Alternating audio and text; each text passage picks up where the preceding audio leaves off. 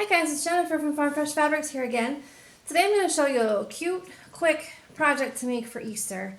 I know, Easter's coming up here soon. A lot of us are stuck inside sewing away. So what better way? It's going to use up some scraps from your scrap bin.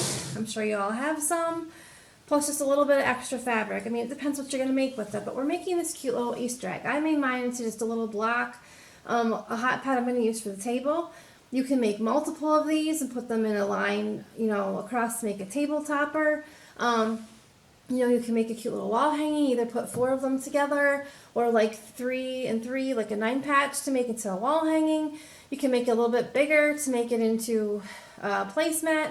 It's your call. So I'm going to give you the general directions of how to make this, not necessarily the pattern or the size. I'll tell you what I used for mine, but they're really easy to make it whatever size you want. So what you will need is some scraps of fabric, and how many different colors or whatever depends on how big you're going to make it. I'm going to tell you what I did for mine. Mine is 7 by 7 approximately. So each of your strips you're going to cut into 1-inch pieces, and when you cut little strips that small, I recommend using your line on your ruler, not your line on your mat. But this doesn't have to be 100% accurate, so just do what you can. But these are 1-inch strips of fabric, and you'll just get multiple different colors. I just use whatever I picked out in my scrap basket first. If you want to make yours more matching, you can use different shades of blue, different shades of pink, different whatever. It's your call. It's an Easter egg. It can be decorated however you want it to be, so whatever. So I use about 12 to 14 strips to get mine. Remember that you're cutting them at 1 inch, so when you finish sewing them, they're half an inch big. So to get a 7-inch square, you'll need like 14 strips of fabric. The top the top one and the bottom one, you really aren't going to see very much, so you can duplicate one of the ones you already use. You can put something ugly in it doesn't matter. You're probably not going to see the top or the bottom. And you only see a little snippet of the second one down also. So just keep that in mind. So you'll need 14 different scraps of fabric, 1 inch wide by about probably about 8 inches long. That way you can trim it down to size. And then you're also going to need what we're going to call the overlay. I use this blue in mine, it's just a solid blue. So you'll need 2 squares for that one. They can be the same. It's easiest if you make them out of the same fabric. That way when you cut this out and fold it, you'll see what we're doing later, but that way it's a lot easier for your seam. You won't notice if you have the same color fabric. So you'll need 2 squares of fabric, about whatever size you're aiming for. Like I said, this is 7 by 7, so I cut mine about probably 7 by 7 or 7.5 by 7.5 to give you a little bit of leeway. 2 squares of that, 1 square for the back. I use the same as I use for the front. You can use whatever you want. So you'll need 1 square for that, and a piece of batting or Insul braid if you're going to make it into a hot pad, the same size squares you're going to use. And then the one more thing you're going to need is, I just went online and I googled Easter egg drawing, and I found a template to make, don't mind my writing on here, a template to make an Easter egg. You can draw it by hand. It's just a teardrop shaped oval. For me, I can't draw straight to save my life, so it was easier to find a template and print it out. And online, you can, size it down, size it up to whatever size you want it to be. Mine is approximately 4 inches wide at the fattest part by about 5 inches tall from top to bottom, just to give you kind of a size-wise of what we're doing. So this is all you'll need for this. Like I said, this is a quick and simple project. So first part, what you're going to do is you're going to go in your scrap bin, you're going to cut out your 14 or however many you need. Whatever size you're going to do, you'll need twice as many strips. So like 7 by 7, I need 14. If you're going to make it 10 by 10, you're going to need about 20 pieces that are about 10 to 11 inches long. So go ahead in your scrap basket, rate it, pick out your colors you want to do, cut them in at 1-inch strips, and you'll get ready to sew those together then.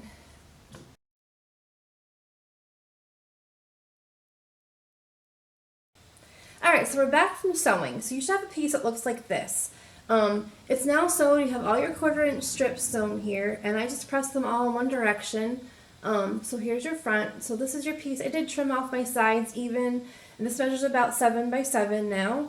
So you're going to set this aside for now, okay? Next, you're going to take out one of your fabrics that you're going to use for your, what we're going to call the overlay piece. I'm just using this bluish turquoise-ish fabric, and I'm going to use the same fabric for what you're going to see and what you're not going to see. So what you're going to do, you're going to take your Easter egg template that you printed out from earlier or drew out, and you're going to just center it on your paper here, and you're just going to take your friction pen and you're going to trace around it. So once you've done that, I've already had one done ahead of time, here's what you're going to have. You're going to have your Easter egg design stitched or drawn on your fabric for your overlay. This will be on the wrong side. I'm using a solids. I don't really have a right and wrong side, but if you're using a printed fabric, make sure you're drawing this on the wrong side of your fabric. And it's going to be on the wrong side of what's going to be your inside piece, the one that you're not going to see. All right, so you're going to take your two squares, whatever you're going to use for this piece that you're going to see, and what you're going to use for the inside that you're not going to see, might happen to be the same ones. You're going to put them together, right sides together. Again, I'm using solids. I really don't have a right or wrong side, but you're going to put them together, and I will probably pin mine in the middle of my egg here. So put a couple pins in there to hold your pieces together. Take it to your sewing machine, and you're going to stitch a straight stitch around right on your drawn line. Your drawn line is your stitching line, all right? And what I did, I just used a regular straight stitch, but I did make the stitch length a little shorter. So on my machine, I was about at a 1.8. That gives you a little more flexibility as you're stitching around the curves. They're gentle curves. You really don't have to stop and rearrange your fabric. I did a little bit at the very top because it's a little bit pointed at the top of the Easter egg.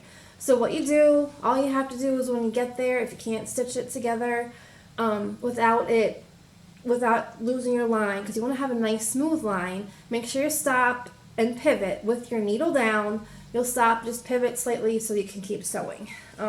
Here's one I already have sewn. You probably can't see it that well on the camera, but all I did was stitch right around that drawn line on top of the line with this slightly smaller stitch length. Like I said, I used about a 1.8. So once you have that stitched together, again, you have your front and your back. They could be different, they could be the same. This could be interfacing. It doesn't matter at this point. So you have it stitched together. We're going to just gently fold this piece in half just to get a cutting line here. And we're going to cut all the way around on the inside of the egg, leaving about a 1/4 inch seam allowance. So we'll cut through there. So we're going to just gently, carefully cut about a 1/4 inch away from your stitch line the whole way around. It doesn't take long. You don't have to be 100% perfect on this one. So we're just going to cut this out, and this piece in the middle you're going to throw away. All right, so you're left with the hole. All right, so we have our Easter egg, we have the hole. If you can see this closer here, we're about a 1/4 inch away from the drawn line, the stitched line. And then what you need to do is, I like to use a little smaller scissors just so I'm careful and don't cut into my seam line. You're going to just go through and maybe every half an inch or so, just cut a little straight snip right into, don't cut into your stitch line, but right up to your stitch line. You don't have to do quite as close together when it's a little bit straighter, but I'll probably just go the whole way around here. So what I've done now, I'm finished making my little cuts. You probably can't see them on the camera very well, but they're just little cuts to make a little bit of a flap here. It's going to help it to turn inside out a little bit better. So you're going to take this now, and you're going to take, and through the hole here, you're just going to slide that. It doesn't matter which piece you're starting with, because we're going to end up pressing this and getting it nice, but take your one side, whether it's the outside or the inside of it, and just push it through here. So we're going to get a nice, our goal is to get the fabric all through to the other side so that both the right sides are showing, and it'll be a little bit floppy, a little bit wonky at this point, but it's okay.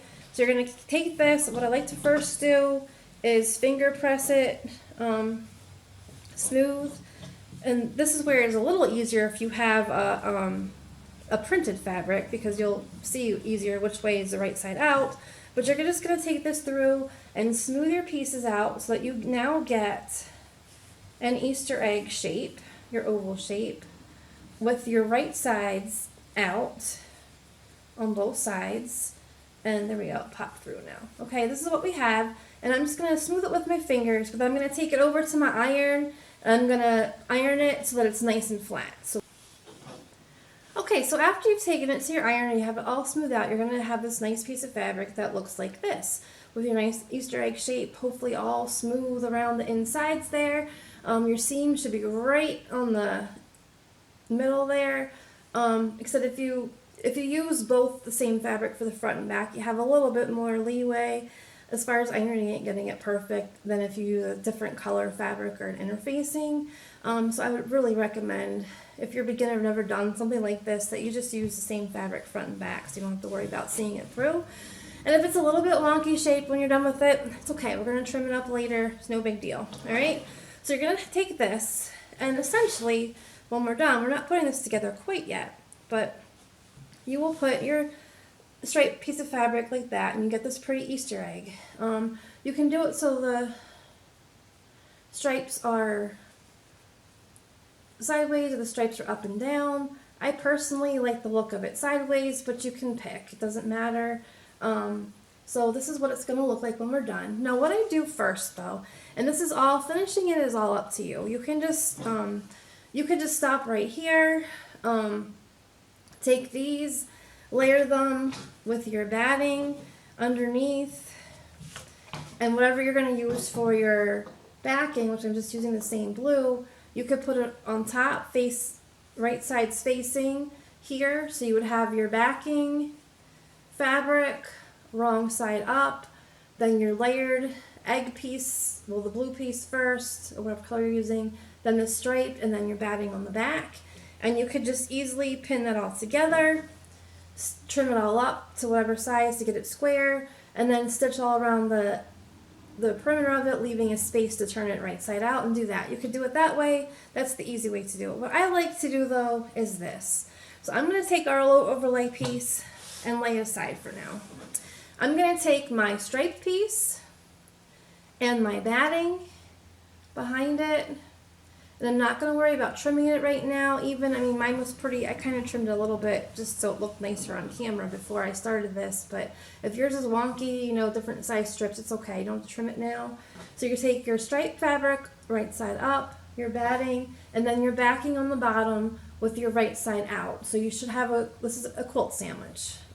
Some of you don't make a lot of quilts, so I'm just trying to explain this to you nicely. Let me smooth this out here. So you're going to take it, so if I was using a pattern fabric, you'd have the pretty side out, and you have your stripe out with the batting in the middle. And then I will just pin it in place just a little bit to hold it still. And what I'm going to do now is to finish mine off. This is a great time to use your decorative stitches on your machine. So I'm going to take a decorative stitch, and if you don't have one, it's okay. You can either just straight stitch along your seam or do a zigzag. Zigzags are nice too. So I'm going to take a decorative stitch and stitch in the ditch along each of these striped pieces here. Again, your overlay piece, we are not using that right now. You're setting it aside, okay? And this way you're going to have a pretty striped design on the back of your project. Like I said, you don't have to do this. This is just how I'm going to do it. So I'm going to go ahead and stitch all these seams. Okay, so once you have this sewn, here's going to be your up close of the decorative stitches that I did between my pieces, and here's an up close of the back. So you're going to see that through your back of your piece. We're going to continue making this into our Easter egg. So again, I'm not trimming anything yet. I'm going to wait until I have this all laid out, sewed together, and then we'll trim it once we do this final step. So what you're going to do next is you're going to take your Easter egg overlay, and you're going to put it right on top of your fabric. Again, I like my stripes to go horizontally. If you like them a different direction, that's fine too. So I'm going to lay this down here, kind of making sure that it's centered evenly from top to bottom, especially on top of the straight fabric, so that when we trim it, you know, we have plenty there. And I'm just going to put a couple pins in here around the overlay, especially near the top and the bottom where it can get a little bit funkier shape there from your ironing. And I'm just going to put a couple pins in here, pin this in place, and one more pin here. So it's pinned in place now. All I'm going to do is take it over to the machine, and I'm just going to sew around the outside of the egg on top of the overlay fabric, which is my blue. So we're going to take this here and just sew around the outside of the fabric. I'm probably just going to do a straight stitch. You could do another decorative stitch if you'd like to. You could have it go into the egg part, the striped part. I think for this one I'm just going to do just a straight stitch around. So I'm going to go to the machine, I'm going to put that on there, and we will be right back. So once you've sewn around the egg, I'm going to show you an up close of that so you can see what it looks like. Then I trimmed it down to size. Mine ended up being 7 inches square still. So once you have your 7 by 7 inch square, or whatever size yours is going to be, mine is 7 by 7. Again, yours, you start off with whatever measurements you were going with to begin with. You try to center it from top to bottom, side to side to center it. Then all you have to do left is to bind around the outside edges, and you are finished with this project.